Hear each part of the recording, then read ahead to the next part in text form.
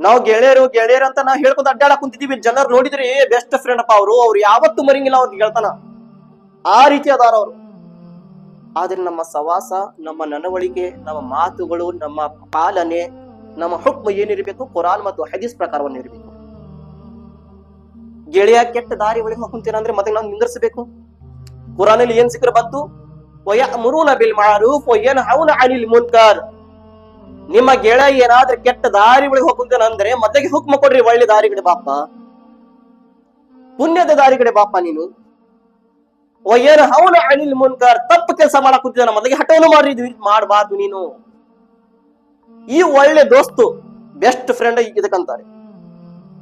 ನಮ್ಮ ಫ್ರೆಂಡ್ಶಿಪ್ ಎಂತದು? ಹೋಟೆಲ್ ನಲ್ಲಿ ಚಾ ಕುಡಿಸಿದ್ರೆ ಅವನೇ ನಮ್ಮ ಫ್ರೆಂಡ್, ಬಿರಿಯಾನಿ ತಿನ್ಸಿದ್ರೆ ಅವನೇ ನಮ್ಮ ಬೆಸ್ಟ್ ಫ್ರೆಂಡ್.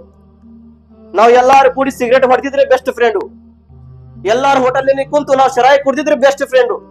ಒಂದು ದಿನ ನಮ್ಮ ಪಾರ್ಟಿ ಏನಾದ್ರೆ ಕ್ಯಾನ್ಸಲ್ ಆಗಿದ್ರೆ ನಾವು ಮುರಿ ಬೆಸ್ಟ್ ಫ್ರೆಂಡ್ ಅಂದು. ಇದು ಬೆಸ್ಟ್ ಫ್ರೆಂಡ್ ಅಲ್ಲ.